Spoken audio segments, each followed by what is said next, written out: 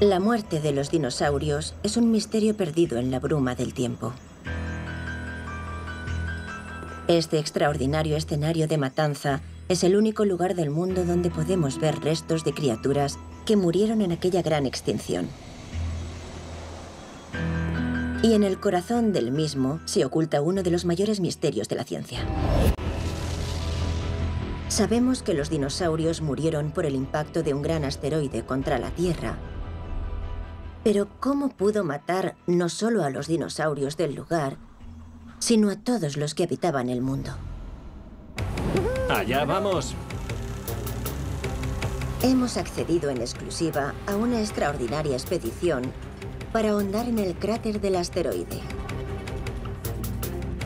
Y lo que están descubriendo es mucho más increíble de lo que Hollywood podría llegar a imaginar. El asteroide desencadenó una imparable y letal cadena de sucesos. Y ahora, gracias a los descubrimientos de esta expedición, podemos revelar exactamente qué pasó el día en que murieron los dinosaurios.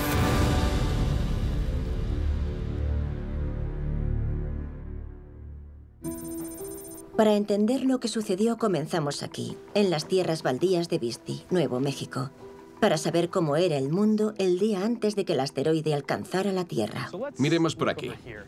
Los paleontólogos Steve Prusate y Tom Williamson buscan fósiles de dinosaurios. Un arroyo. Eso parece un hueso. ¿Es una tortuga? Esta es una de las áreas más ricas en fósiles del mundo. Sí, es un hueso. Vale. Anda, mira eso. Tiene una capa de hueso. Muchas veces recorremos estas tierras baldías buscando cosas que sobresalgan entre las rocas. Esa es la primera pista. Esto sobresale bastante. Por su forma sabemos que formaría parte de la columna vertebral de un dinosaurio.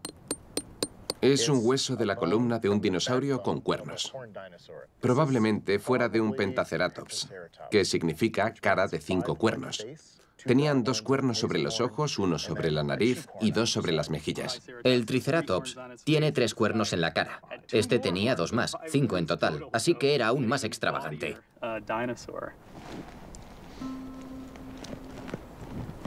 Antes de extraer el fósil, Steve y Tom deben envolverlo en yeso con la esperanza de que, 66 millones de años después, no se fracture al sacarlo.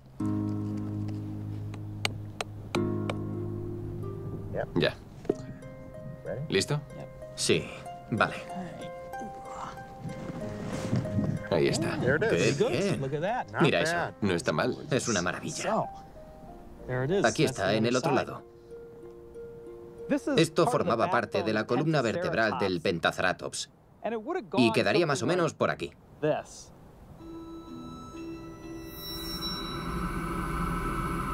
Con fósiles como este podemos hacernos una idea de cuál era el aspecto de estas poderosas bestias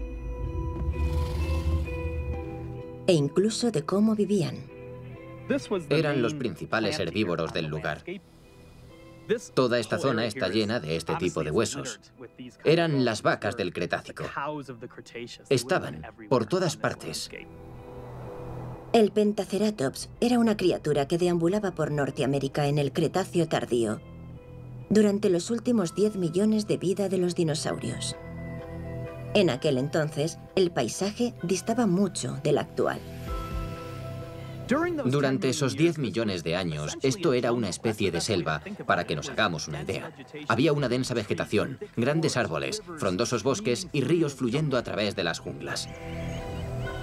La comida abundaba para los herbívoros, quienes a su vez eran presa de los carnívoros más aterradores de todos.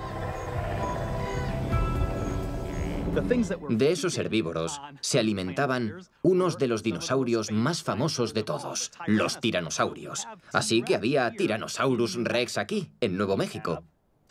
Pero también está el abuelo de este, el Vistayéversor, el cual contaba con unos 60 de estos afiladísimos dientes.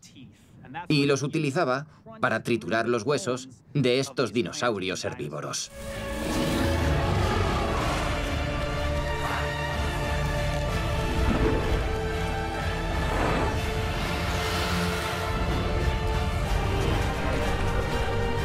Los dinosaurios dominaron el terreno durante 160 millones de años. Pero no solo aquí, en lo que ahora llamamos Nuevo México, sino en todo el planeta.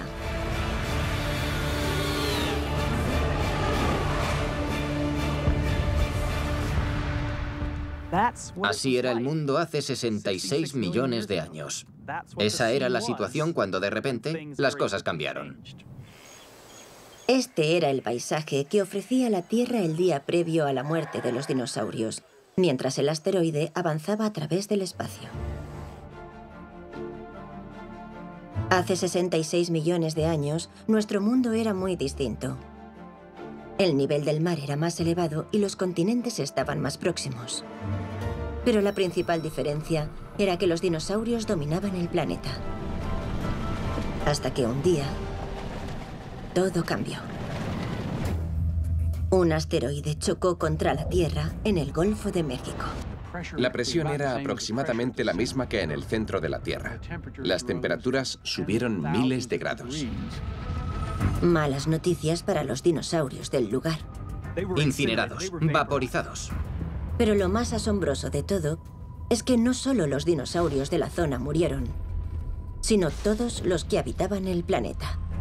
Estamos viendo un Armagedón. Hay montones de cadáveres. Y ese ha sido siempre el gran misterio. ¿Cómo pudo un mal día en México convertirse en una extinción masiva a nivel mundial?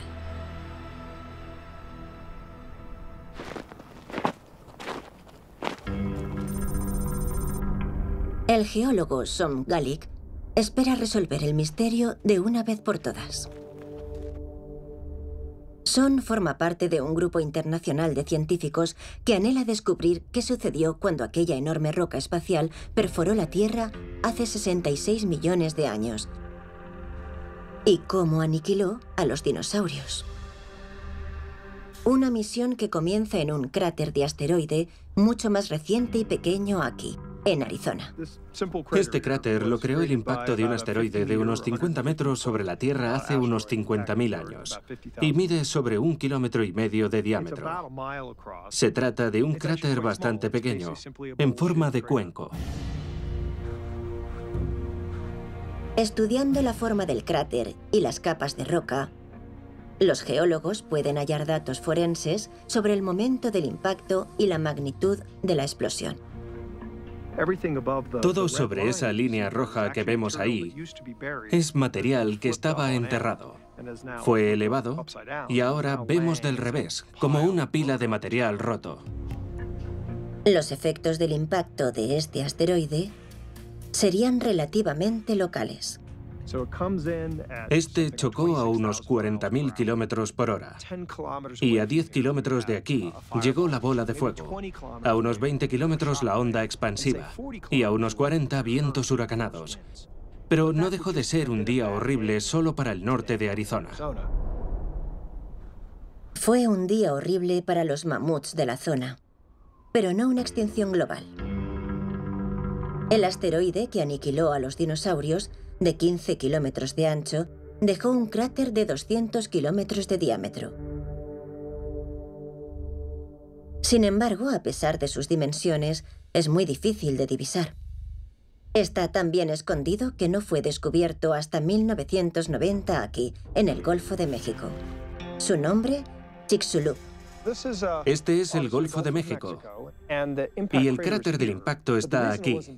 Pero no se había descubierto porque estaba enterrado. De modo que no resultaba evidente en esa superficie que estabas en un cráter, pues 66 millones de años de piedra caliza lo habían sepultado.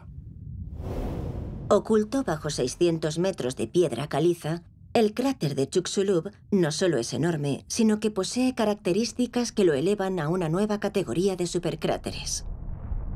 Chicxulub es uno de los cráteres de impacto más grandes que hay. No es como el que tenemos detrás, que tiene forma de cuenco y es superado por dos clases de cráteres. De ser un poco más grande, veríamos un cierto rebote, una elevación central. Y si fuera todavía más grande, veríamos que dicha elevación parece desmoronarse hacia afuera, en un anillo rocoso llamado Anillo de Picos. Este anillo de picos solo lo hallamos en los cráteres causados por los mayores impactos. Y son sus rocas las que nos dan las mejores pistas sobre el momento del choque.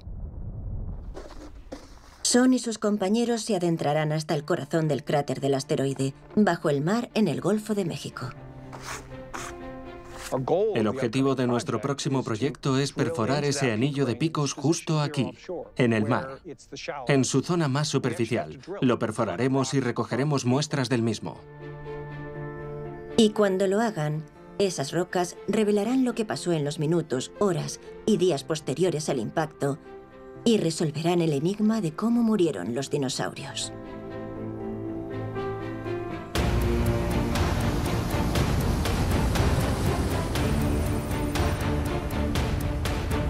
Tras 20 millones de planificación y con un equipo internacional de científicos de 11 países, la perforación de este ambicioso proyecto para investigar el cráter de Chicxulub está por comenzar. Ahora mismo, bajo la plataforma de perforación y también bajo nuestra embarcación, se encuentra el anillo de picos de Chicxulub, sepultado bajo 66 millones de años de piedra caliza. Hemos escogido esta zona porque es el lugar donde el anillo está más cerca del actual lecho marino. Esos pilares son más altos de lo que imaginaba. Ya. Sí.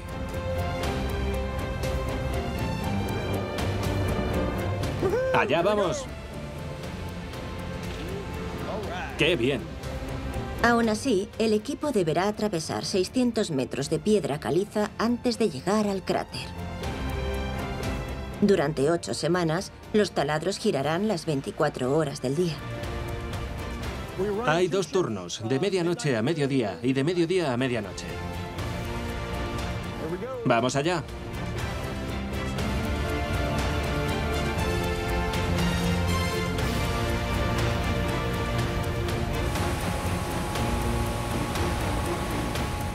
Esta es la broca. Cada uno de estos pequeños nódulos es diamante industrial. Intentaremos que aguante unos 100 metros.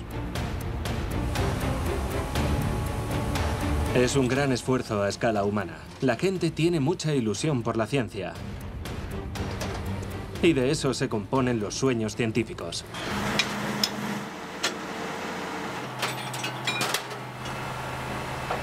Es una expedición única. Nadie había perforado nunca el anillo de picos de un cráter de asteroide. Pues Chicxulub es el único en la Tierra cuyo anillo sigue intacto. El siguiente más cercano está en la cara oculta de la Luna. La coordinadora e iniciadora de la expedición es Joe Morgan. Llevo años muy ilusionada con esto y ver que ya es una realidad me asusta bastante. Nos hemos esforzado tanto por llegar a este punto que queremos unos grandes resultados. A medida que profundizan en el lecho marino, el equipo extrae muestras rocosas de 3 metros de longitud. Este es el primer núcleo o testigo completo de la expedición. Extraemos muestras cilíndricas de roca de 3 metros de longitud. Y a medida que profundizamos, retrocedemos en el tiempo hasta llegar al momento del impacto, hace unos 66 millones de años. En cuanto un núcleo llega a cubierta, tomamos una pequeña muestra del material. La llevamos al laboratorio y determinamos su antigüedad en menos de 5 minutos después de haber aparecido en cubierta.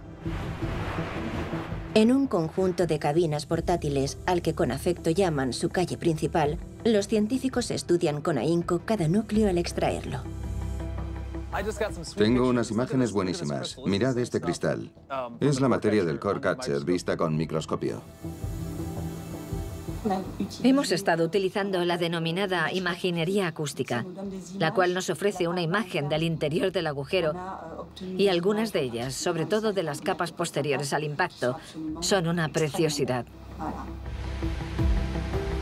Cuando el equipo comience a extraer núcleos del cráter en sí, estos les darán pistas sobre el asteroide, su tamaño, su velocidad, la fuerza de la explosión y la cadena de sucesos que supuso el final del reinado de los dinosaurios.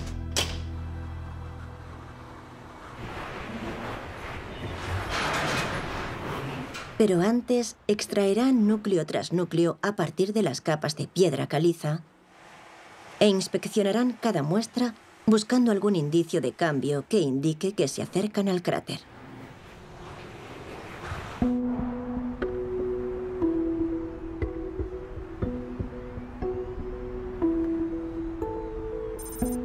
Uno de los misterios clave para el equipo es cómo un asteroide que cayó en el Golfo de México acabó con los dinosaurios de todo el mundo. Aquí, en Nueva Jersey, el paleontólogo Ken Lacovara cree haber encontrado algunas víctimas de ese fatídico día. Animales fallecidos por el asteroide, a pesar de encontrarse a 2.700 kilómetros de distancia. A medida que avanzamos por aquí, retrocedemos millones de años en el tiempo y en el fondo de esta cantera habremos viajado 66 millones de años atrás. Pero en aquel entonces, todo era muy diferente. Esta zona quedaba bajo el agua.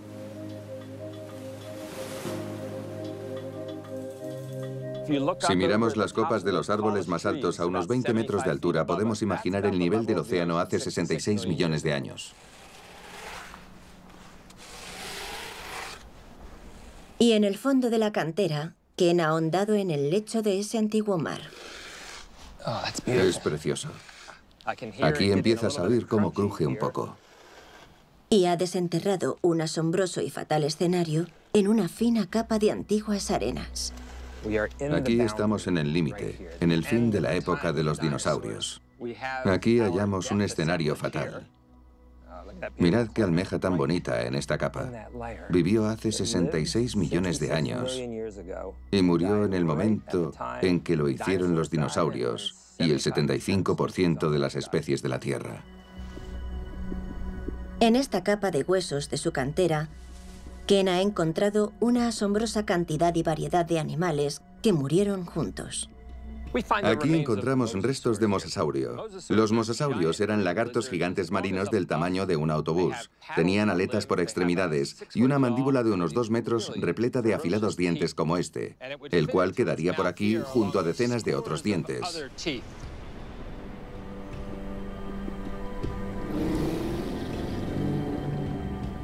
En la parte superior de la garganta tenían otro par de mandíbulas y estos dientes quedaban hacia atrás, evitando que sus presas lograran escapar. Era un monstruo marino.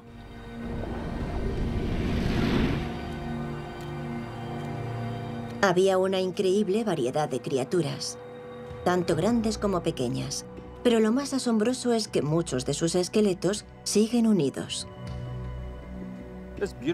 Este hermoso fósil es de un antiguo cocodrilo marino. Tenían un hocico larguísimo que hacía así y estaba lleno de dientes. Estos animales se colocaban en el fondo del mar con la boca abierta, esperando que algo entrara nadando y ¡bam! Eran depredadores de emboscada. Como vemos, el esqueleto está articulado, lo que significa que sus huesos siguen conectados como cuando vivía. Esta es una pista de lo que sucedió ese día. Murieron aquí y poco después quedarían sepultados. A medida que se desvelan pistas, resulta evidente la masacre en masa aquí acontecida. En un pequeño rincón de la cantera, Ken y su equipo descubrieron un escenario de matanza en que los fósiles descansan tal y como fueron encontrados. En 5 años de excavación, 25.000 fósiles. Hay muchos cadáveres. Estamos viendo un Armagedón. Estos animales convivían y murieron juntos de repente. Quedaron rápidamente sepultados. Y ahora tenemos ante nosotros el escenario fatal que se produjo hace 66 millones de años. Desde los arenques de dientes de sable hasta los cocodrilos, caracoles y tortugas, nada escapó a la matanza. Por las diferentes especies que hallamos aquí, vemos que fue una catástrofe generalizada. Ken cree que estas son las primeras víctimas de la colisión en ser descubiertas. Y piensa que ha encontrado la prueba que lo demuestra. Lo que vemos aquí, estas cosas tan diminutas, son esférulas de cristal. Cuando un asteroide golpea la Tierra, las rocas se derriten y estas vuelan hasta la atmósfera, pero al enfriarse tan rápido no pueden volver a convertirse en rocas, sino que se transforman en cristal y del cielo empiezan a llover pequeñas gotas de cristal fundido, las cuales encontramos en esta capa de huesos, en la capa de muerte en masa que vemos aquí. Pero aún hay más. Además de esférulas, también encontramos cuarzo chocado, diminutos granos de arena con unas peculiares líneas de fractura. Presenta un patrón muy distintivo. Las únicas formas que conocemos de formar cuarzo chocado son la detonación nuclear o el impacto de un asteroide. Y dudo mucho que los dinosaurios tuvieran armas nucleares. Cada vez son más las pruebas que apuntan a que estos animales fueran víctimas del impacto meteorítico, las primeras halladas en todo el mundo. En la cantera de fósiles, en la capa de huesos, tenemos cuarzo, esférulas y también cadáveres. Creo que todo apunta a que nos encontramos ante seres que perecieron en el crucial y calamitoso día que acabó con los dinosaurios y moldeó el mundo moderno tal como lo conocemos. Si se pudiera llevar a juicio al asteroide, estas pruebas bastarían para condenarlo. Este es el único lugar del mundo donde se pueden ver restos de criaturas que murieron a causa del impacto del asteroide. Pero la pregunta sigue siendo la misma. ¿Cómo pudo el impacto de un asteroide en el Golfo de México, a más de 3.000 kilómetros de distancia, provocar tal carnicería en Nueva Jersey? ¿Cómo se convirtió un suceso local en una devastación global?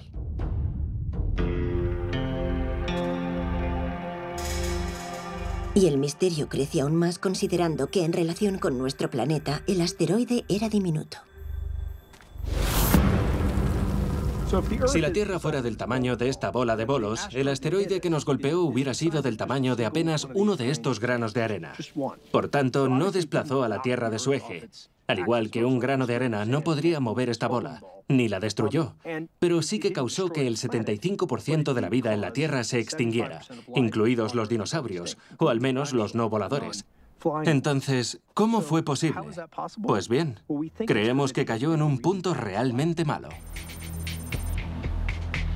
Volvemos al Golfo de México, donde la perforación continúa. La expedición espera llegar al cráter en cualquier momento y alcanzar las rocas que desentrañarán el misterio de qué hizo posible aquella aniquilación global. Déjame ver esto en el microscopio. Yo diría que es de hace unos 64 millones y medio o 63 millones y medio de años. Vaya. Esto era E4, que equivale a unos 53 millones. ¿Y ahora dónde estamos? En 63. 10 millones. Sí, es una buena estimación. 10 millones de años en 3 metros. En 3 metros. Estábamos estancados en la misma zona, avanzábamos muy lento y de repente, ¡bam!, un gran salto en el tiempo. Este enorme salto en el tiempo les indica que podrían llegar al cráter en cualquier momento. Y a las 3 semanas de arrancar la perforación... A medida que bajas hay más y más de eso. Tiene un tono verdoso. Llegan las pruebas de un suceso a una escala que nadie esperaba. Ahora tenemos 4 núcleos de arenas cada vez más ásperas. Y creo que el único proceso que podría generar algo similar es un tsunami. El hecho de que ya llevemos 12 metros de espesor lo convierte en uno de los mayores, si no en el mayor depósito de tsunami descubierto. Evidenciaba una violencia mucho mayor de la esperada. Un gran depósito de tsunami. O un gran pastel de tsunami. Con trozos de cristal. Y justo bajo la prueba de un enorme tsunami, algo vuelve a cambiar. Mira el color de la matriz.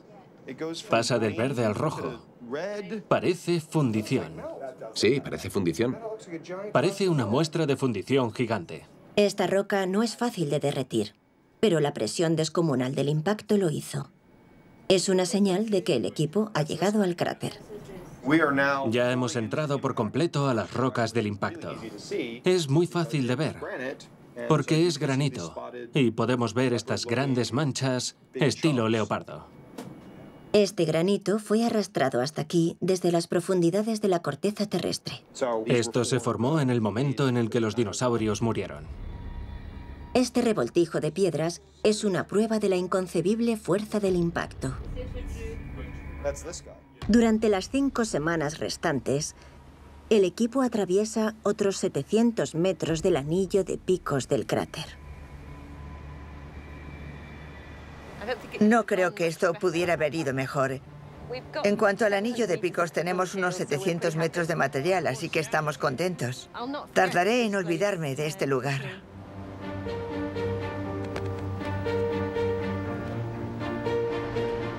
Son, Joe y el equipo se marchan con su preciada carga. En ella se ocultan las pistas sobre cómo murieron los dinosaurios.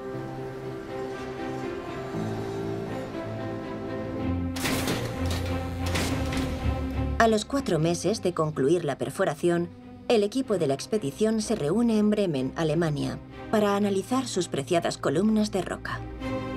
Dentro de estos núcleos están las pruebas que revelarán minuto a minuto qué pasó después del impacto del asteroide y lo que significó para los dinosaurios. Desentrañar el secreto es una tarea mastodóntica. Más de 800 metros de roca han de ser cuidadosamente divididos, examinados y fotografiados. Y la que cuentan es una impresionante historia de violencia. Este núcleo, superior al cráter, presenta la geología habitual de un lecho marino. Capa sobre capa de rocas, de aspecto similar, lentamente acumuladas. Estos 3 metros de piedra caliza tardaron 10 millones de años en acumularse, pero el impacto del asteroide afectó a la geología mucho más rápido.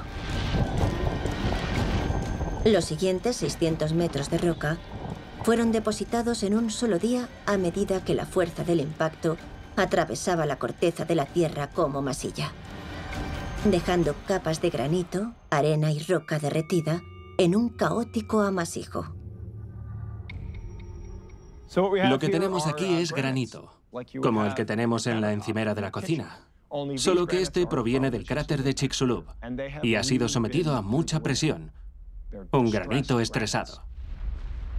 La transformación de este granito estresado es la prueba que explica lo que sucedió en los primeros segundos del impacto. Aquí tengo un ejemplo de cómo sería el granito normal. Podemos comprobar lo duro que es. Y si lo cortáramos, podríamos hacer una encimera con él. Es un material muy sólido. Esto, por otra parte, ha cambiado totalmente debido a las ondas de presión que lo atravesaron tras el impacto. Es muy ligero y bastante frágil, porque ha sido muy estresado, muy dañado. Originalmente, todo esto estaba a unos 10 kilómetros de profundidad en la corteza, pero aquel proceso lo elevó y se desmoronó hacia afuera, formando todo un anillo de montañas de este granito. Y lo increíble es que todo ocurrió en cuestión de minutos. Basándose en las pistas del núcleo, el equipo puede reconstruir al detalle el impacto de Chicxulub. Un cuerpo rocoso de unos 15 kilómetros de diámetro se aproximaba a la Tierra a unos 60.000 kilómetros por hora. Visto desde el planeta, habría pasado de ser un punto en el cielo a impactar contra él en apenas segundos. Demasiado rápido para verlo acercarse. Cayó en las aguas costeras del norte de México. El asteroide se evaporó al instante y las rocas de la corteza terrestre se desintegraron por el golpe, el cual generó un agujero de unos 30 kilómetros de profundidad y 100 de diámetro y expulsó el granito enterrado hacia arriba.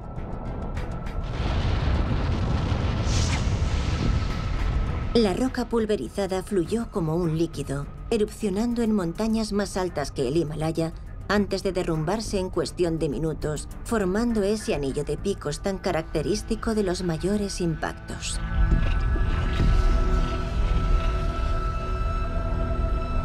La Tierra se vio sacudida. Y por fin, 66 millones de años después, el relato de aquellos violentos 10 minutos ha sido revelado. En este núcleo está la prueba de lo que sucedió después. Esto es único. Contiene una mezcla de cosas que normalmente jamás encontrarías cerca, lo cual es alucinante. Si nos fijamos en los pedazos de roca, vemos unos con ángulos, con esquinas, y otros bastante redondeados.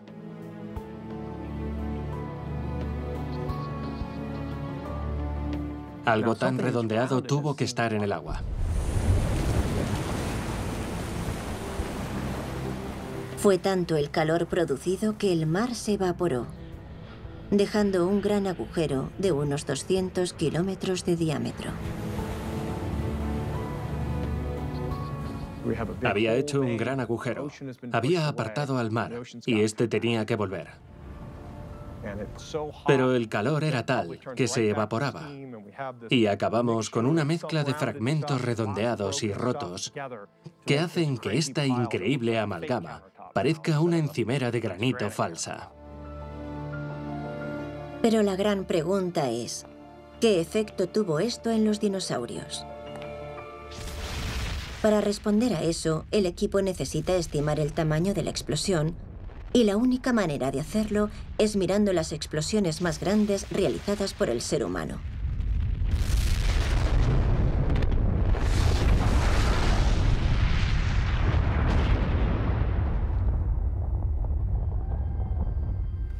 Este es el emplazamiento de pruebas de Nevada, el lugar más bombardeado de la Tierra.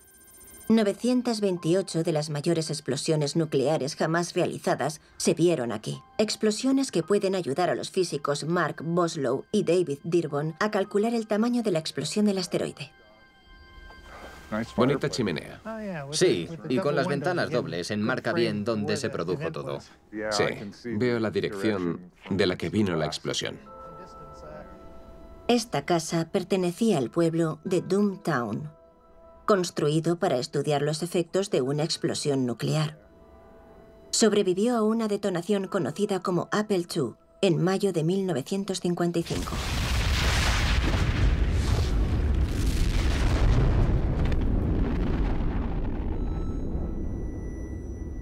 La explosión debió de llegar hasta aquí y apuesto a que reventó las ventanas. Esos trozos de cristal se verían presionados por un viento de unos 150 kilómetros por hora. Las ventanas desaparecerían, sí. Estallarían, seguro.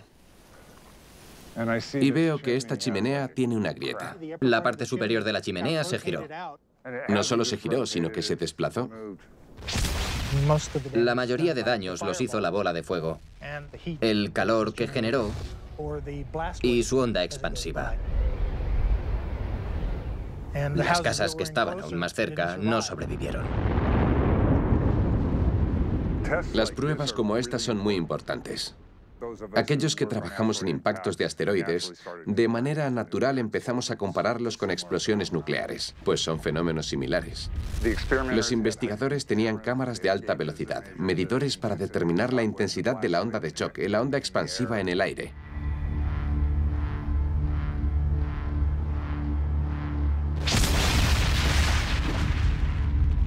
Un particular fenómeno hallado en explosiones nucleares e impactos de asteroide es el cuarzo chocado.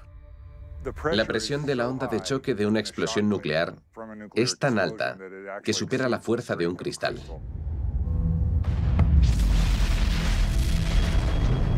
Por tanto, al verse sometido a tal presión, el cristal se distorsiona, y eso es el cuarzo chocado. Vimos la chimenea y la forma en que estaba fracturada. Parte de ella había rotado. Y eso es lo que le pasa a la estructura interna de los cristales. Se necesita la fuerza de una explosión nuclear para romper la estructura interna del cuarzo.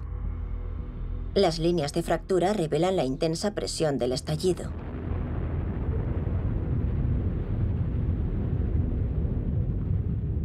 Pero esto no es nada en comparación con la presión desatada en Chicxulub.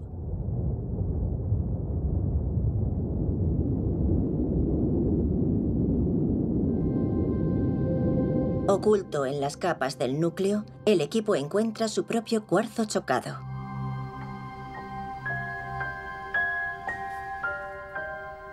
Este es un trozo de cuarzo chocado que extrajimos hace poco de Chicxulub, visto bajo el microscopio. Y en él tenemos muchas líneas. Cuantas más líneas vemos en diferentes direcciones, mayor fue la presión a la que fue sometido. Y hallamos piezas como esta en todas las rocas del impacto. Basándose en el estudio de las explosiones nucleares, Joe ha podido calibrar la magnitud de la explosión. Utilizamos exactamente los mismos hidrocódigos que utilizan para modelar explosiones nucleares.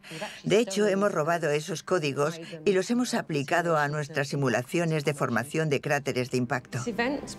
Este suceso fue equivalente a 10.000 millones de Hiroshimas. Fue descomunal, el más grande de los últimos 100 millones de años, lo más catastrófico que le ha pasado a la Tierra.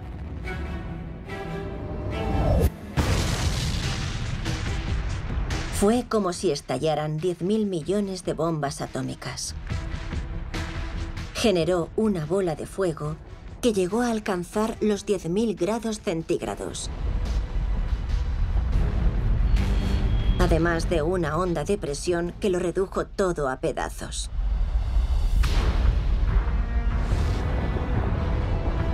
Todo ser vivo a 1000 kilómetros de distancia moriría al instante. Y eso solo en el primer par de minutos.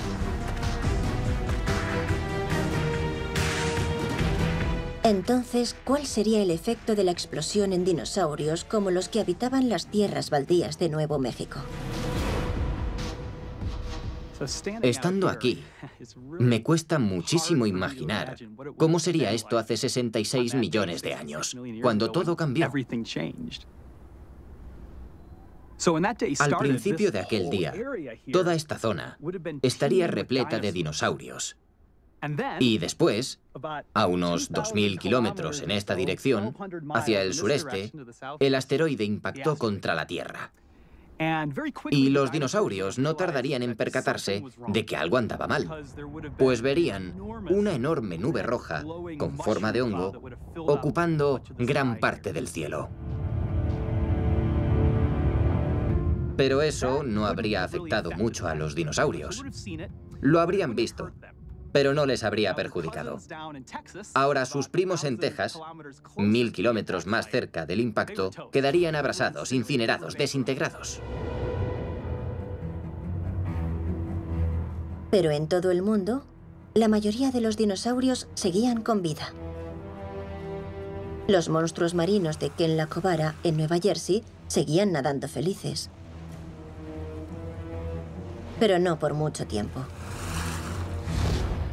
Una mortal e imparable reacción en cadena se había desatado.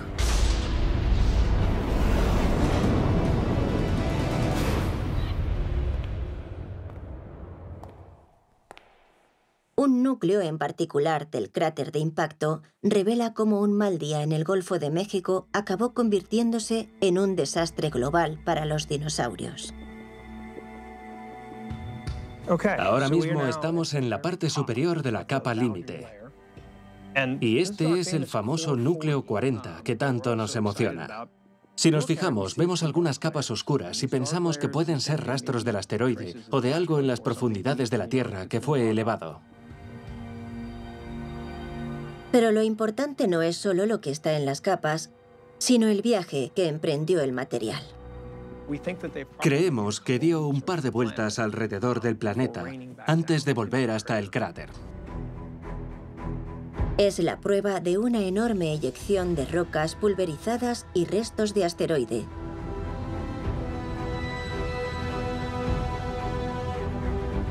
Y es esta eyección la que convirtió un desastre local en una masacre global. Cuando el asteroide cayó al suelo, se produjo una enorme columna de vapor de roca que se expandió hacia arriba a muy alta velocidad y hacia el resto del planeta. Una manta de polvo y vapor se extendió rápidamente desde la zona del impacto. Era un gas caliente de roca Y a medida que subió, se enfrió y formó pequeñas esferas del tamaño de un grano de arena. Cuando estas esferas volvieron a entrar en la atmósfera, se calentaron de nuevo por la fricción del aire, como estrellas fugaces. Pero si desde el suelo hubieras mirado hacia arriba, habrías visto un increíble número de estrellas fugaces hasta el punto de no distinguirlas individualmente. Habrías visto una enorme capa de lava candente avanzando muy por encima de ti en todas direcciones. No caería sobre ti, pues estaría a 60 kilómetros del suelo aproximadamente. Pero esa lava candente emitiría una energía varias veces mayor a la del Sol.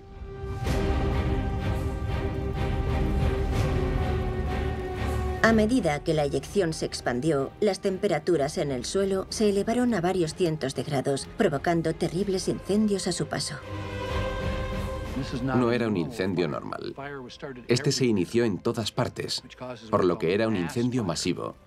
Y estos pueden ser mucho más abrasadores que un incendio normal. Todas las hojas en el suelo prendieron, y también las de los árboles y la maleza. Vientos huracanados soplaban hacia el fuego, levantaban las llamas y lo consumían todo. Por tanto, este vapor no tardó en extenderse por todo el planeta. En apenas un par de horas habría llegado a los confines de la Tierra.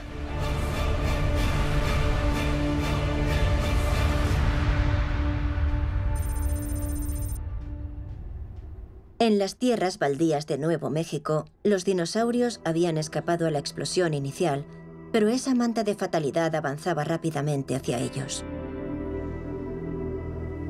En apenas 11 minutos, el cielo comenzó a oscurecerse.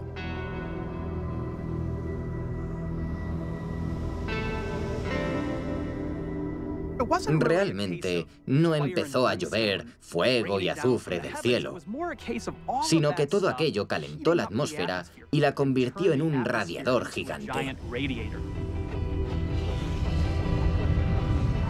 Durante varios minutos, la lava en el cielo emitía un fuerte calor. En el suelo haría tanto calor como en un horno de pizzas, lo que destruyó a muchos de los dinosaurios y empezó a provocar incendios. En cuestión de 2 horas, todo este paisaje había cambiado por completo. La mayoría de los dinosaurios habían desaparecido y un nuevo mundo empezaba a surgir. El desastre se extendió por todo el globo. Pero había zonas en las que los dinosaurios podrían haber escapado de los incendios. Y no explicaba la matanza de la cantera de Ken. El mar no se incendió. Sin embargo, les aguardaría un devastador golpe final. Y la prueba no está presente en los núcleos, sino ausente en ellos. Un particular mineral de sulfato. Esto es yeso. En el momento del impacto en Yucatán había yeso, un material que contiene sulfatos. Teniendo en cuenta que el asteroide aterrizó en aguas poco profundas, se esperarían grandes cantidades de yeso en el cráter. Si nos fijamos en el núcleo recuperado del cráter de Chicxulub, no encontramos nada de yeso. No hay nada. Debería estar lleno de yeso, pero no es así, lo cual significa que en el momento del impacto, casi toda la secuencia de yeso presente en el objetivo pasó a la atmósfera. Esta es tal vez la mayor revelación de todas. El equipo ha descubierto que la cantidad de este dañino sulfato en la atmósfera debió de ser enorme. Mucho mayor de lo imaginado. Este material, evaporado por el impacto y liberado a la atmósfera, fue el asesino. El yeso como este fue lo que mató a los dinosaurios. Esta vasta nube de polvo sería el colmo para los dinosaurios supervivientes. La propagación de restos bloqueó los rayos del sol y la luz se apagó.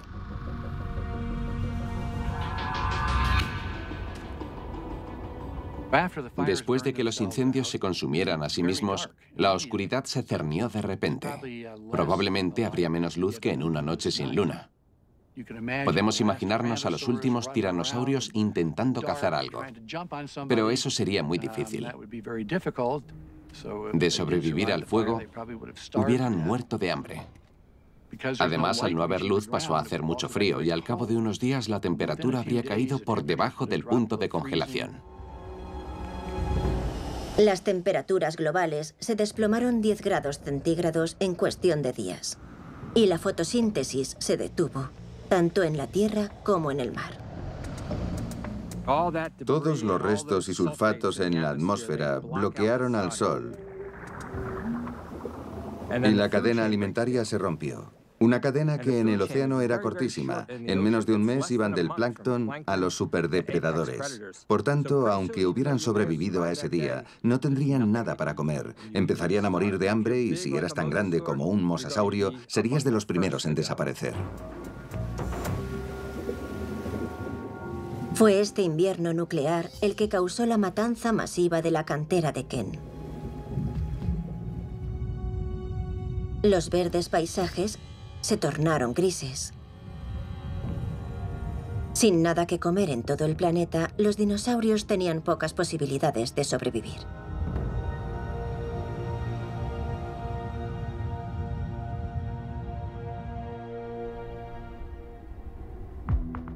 Después de muchos meses de oscuridad, la luz del sol regresó paulatinamente a la superficie y con ella un nuevo desarrollo.